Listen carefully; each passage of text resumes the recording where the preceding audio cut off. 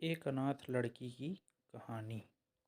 सेठ पुरुषोत्तम दास पूना की सरस्वती पाठशाला का मुआयना करने के बाद बाहर निकले तो एक लड़की ने दौड़कर उनका दामन पकड़ लिया।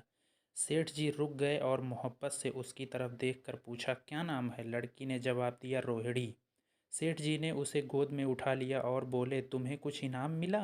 लड़की ने उनकी तरफ बच्चों जैसी गंभीरता से देखकर कहा, तुम चले जाते हो, मुझे रोना आता है, मुझे भी साथ लेते चलो। सेठ जी ने हंसकर कहा, मुझे बड़ी दूर जाना है, तुम कैसे चलोगी? रोहिणी ने प्यार से उनकी गर्दन में हाथ डाल दिए और बोली, जहाँ तुम जाओगे वहीं मैं भी चलूँगी, मैं तुम्हारी बेटी हूँ।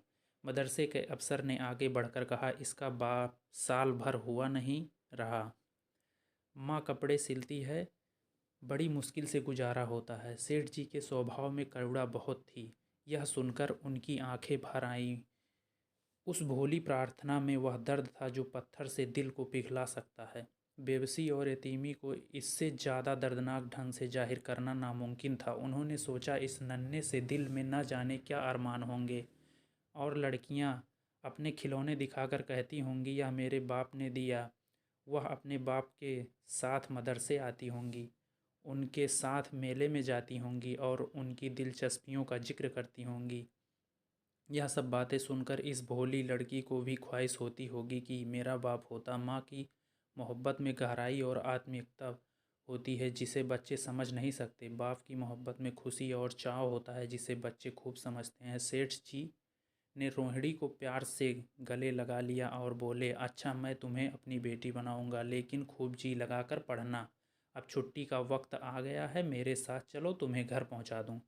यह कहकर उन्होंने रोहिणी को अपनी मोटर कार में बिठा लिया। रोहिणी ने बड़े इत्मीनान और गर्व से अपनी सहेलियों की तरफ देखा। उसकी बड़ी बड़ी आंखें खुशी से चमक रही थीं और चेहरा चांदनी रात की तरह खिला हुआ था।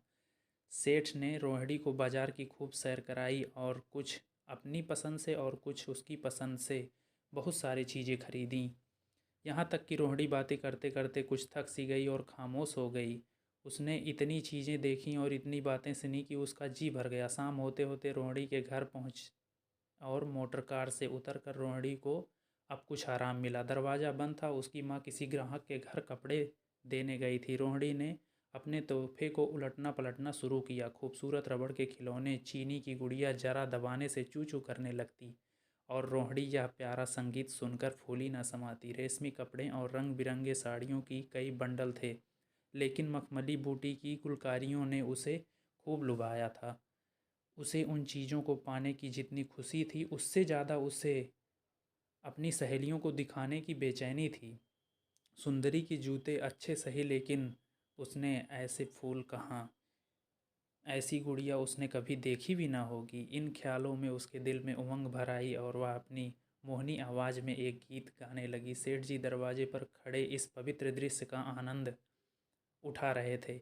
इतने में रोहिणी की माँ रुक्मणी कपड़ों की एक पोटली लिए हुए आती दिखाई दी। रोहिणी ने खुशी से पागल होकर एक छलांग भरी और अपने पैरों से लिपट गई। रुक्मणी का चेहरा पीला था, आंखों में हसरत और बेबसी छिपी हुई थी। गुप्त चिंता का सजीव चित्रण मालूम होती थी, जिसके लिए जिंदगी में कोई सहारा नहीं। मगर रोहिणी को जब उसके गोद में उठाकर प्यार से चूमा तो जरा देर के लिए उसकी आंखों में उम्मीद और जिंदगी की झलक दिखाई दी।